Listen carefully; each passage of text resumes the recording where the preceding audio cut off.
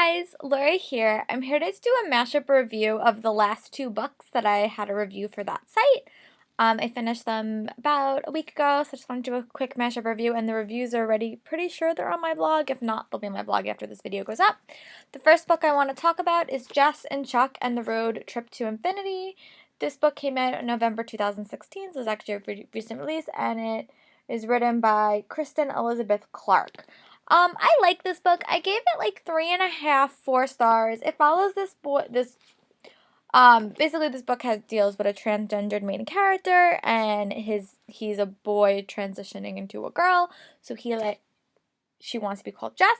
So she is on a road trip with her best friend Chuck, and they are going to go to her father's wedding. And her father has not always been super supportive of her, so this is kind of their road trip to not only see her father, but also to commit to her transferring into a woman in a lot of ways. I like the story. I thought the story was really, really unique, and because Jess is an artist, there was a lot of explanations of pictures. It's going to sound weird. There was explanations of pictures, but no actual pictures that corresponded with memories in her life that led up to her transitioning and led up, eventually coming out and that whole process. So it's actually a super interesting way to tell a story. I just wasn't a big fan of the Jess character, and I think that the character was dealing with a lot of stuff. And I understand that. I just really was like, there was a lot of things where I was really not on Jess's side, and I was really on the character of Chuck's side through most of the book. And I felt like there was a lot of times in this novel where I wanted Jess to listen to Chuck, and she wasn't. So I think there were a lot of this book I was like, why can't you just listen to this character? He's making sense. So it was a little bit hard for me to like Jess throughout most of the story, and I think that was where I struggled a little bit. Like, I wanted to know what happened, and I was very, very curious to see which way the story was going to wind up, what the relationship of Jess and Chuck was going to be, but I did like how the story was told. I love the character of Chuck. I think he's awesome.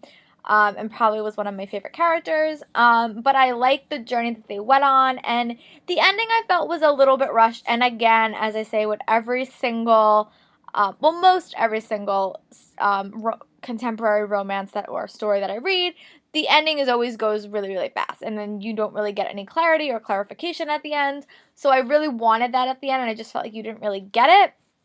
And especially because the story was such a contentious story, I felt like I didn't know how the ending was going to turn out, and I didn't know what was going to happen after the ending. So it was a little bit of like, it was a really good story. I just wasn't as connected to the main character as I wanted to be. And it was a little bit rushed.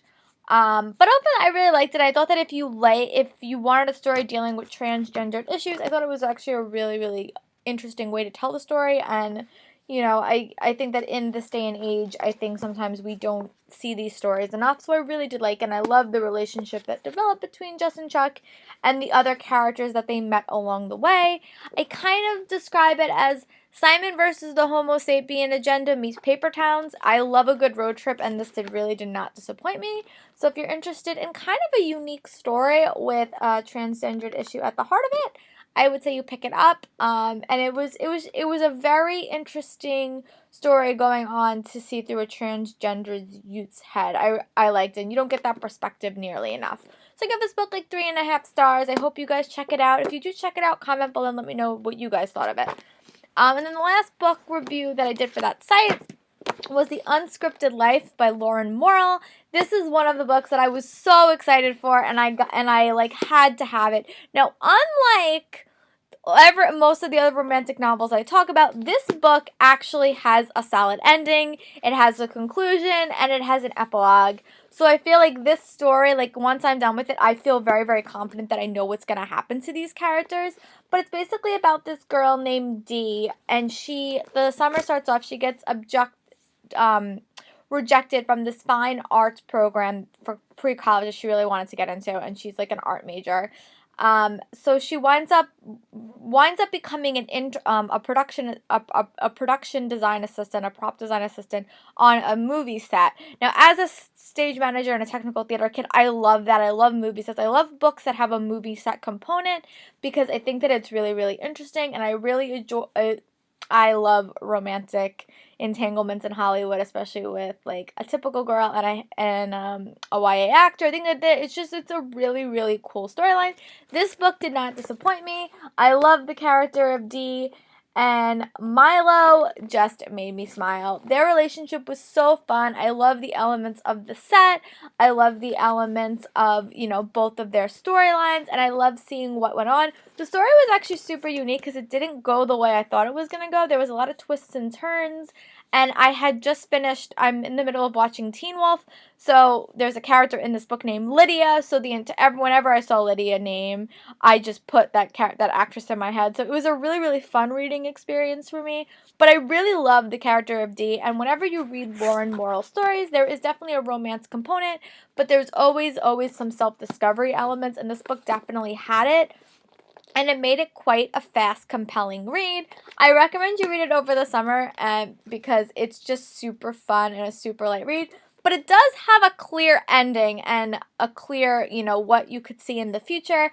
And I think sometimes these books get a little bit, you don't always get the clarity of the ending. I gave it like 4.5 stars. It was super, super good. I love the sets. I think of it as like Famous in Love meets The Intern.